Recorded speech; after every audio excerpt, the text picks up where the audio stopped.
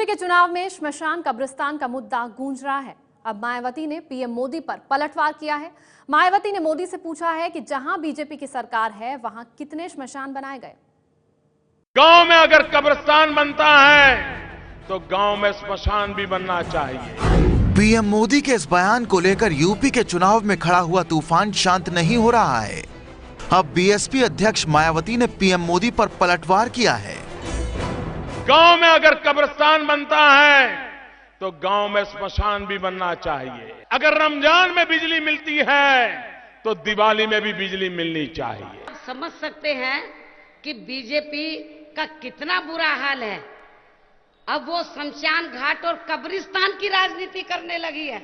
लेकिन मैं प्रधानमंत्री से ये पूछना चाहती हूँ, यहाँ तो आपकी सरकार नहीं है, लेकिन जिन राज्यों में बीजेपी की सरकार है, यूपी से लगा हुआ मध्य प्रदेश है, प्रधानमंत्री में हिम्मत है तो ये बता दे, क्या वहां गांव-गांव में हिंदुओं का शमशान घाट उन्होंने बनवाया है? क्या गुजरात में बनवाया है? क्या हरियाणा में बनवाया है? पीएम मोदी ने फतेहपुर की रैली में पहली बार धर्म और जाति के नाम पर भेदभाव का मुद्दा उठाया था। मायावती जब प्रचार के लिए बस्ती पहुंची तो कहा कि यूपी में उनकी जब भी सरकार रही कभी भेदभाव नहीं किया गया। अगर रमजान में बिजली मिलती है तो दिवाली में भी बिजली मिलनी चाहिए। भेदभाव नहीं होना चाहिए।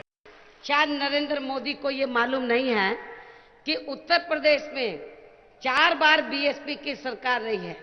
मेरी हुकूमत में चाहे हिंदुओं के त्योहार आए हों, चाहे मुसलमानों के त्योहार आए हों, मैंने कोई भेदभाव नहीं किया।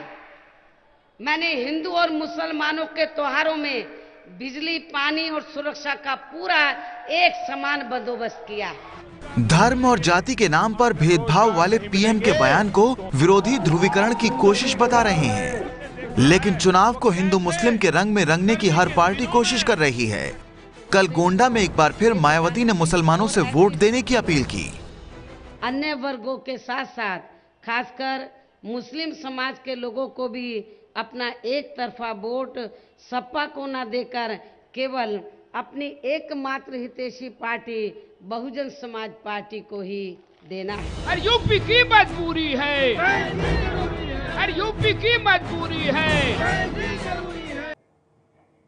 तो जहां एक तरफ श्मशान कब्रिस्तान पर जंग जारी है, वहीं यूपी के चुनाव मैदान में आरजेडी अध्यक्ष लालू यादव भी कूद पड़े हैं। कल लालू कांग्रेस एसपी गठबंधन के प्रचार के लिए पहुंचे तो पीएम मोदी के लिए अभद्र भाषा का इस्तेमाल किया। बीजेपी की ओर से तो उस पर प्रतिक्रिया नहीं आई है, लेकिन बिहार में लालू के विरोधी पासवान कह रहे हैं कि लालू के प्रचार से वोट बढ़ेगा नहीं, घट जाएगा। किसका नकल करता नरेंद्र मोदी जी जैसे चमकाता है, वैसे हाथ चमका।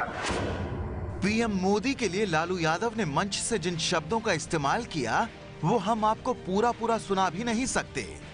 गाली पर जब भीड़ की ताली पड़ी तो लालू मर्यादा की सीमा लांघते चले गए। बोल दिया नरेंद्र मोदी कि हमको गोद ले लिया यूपी के हम बेटा है। आप पूछा तो तुम्हारा बाप कौन है?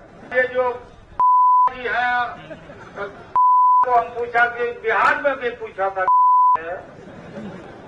क्या बताओ तुम्हारा जाति क्या है? वो जो जात है वो हिंदू धर्म से उसका लड़ाई है।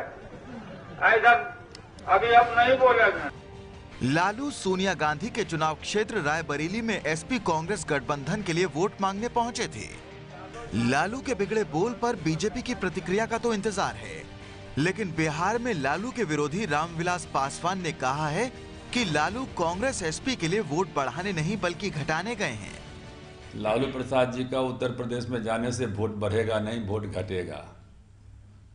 चूँकि उत्तर प्रदेश में यदि जो मेन क्या कहते हैं कि लड़ाई है वो विकास और भ्रष्टाचार का है, ये तो भ्रष्टाचार के प्रतीक हैं। लालू जब मंच से उतरे तो एबीपी न्यूज संवाददाता रणवीर सिंह उनके पास पहुंचे कि आपत्तिजनक भाषा पर लालू कुछ सफाई देंगे, लेकिन उन्होंने एक ऐसा बयान दे दिया जिस पर एक और विवाद खड़ा हो सकता है।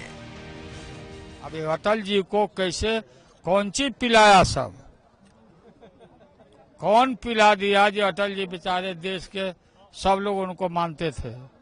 कहीं अटल जी का फोटो भी लगाया है सब, कहीं भी अटल जी का। लालू यादव अपने इसी राजनीतिक अंदाज के लिए जाने जाते हैं और इस मामले में उन्होंने यूपी के मतदाताओं को कतई निराश भी नहीं किया। अब देखना होगा कि लालू यादव के इस हमले का जवाब बीजेपी उन्हीं के अंदाज में दे पाती है या नहीं। रायबरेली से कैमरा पर्सन विशेष पांडे के साथ रणवीर, एबीपी।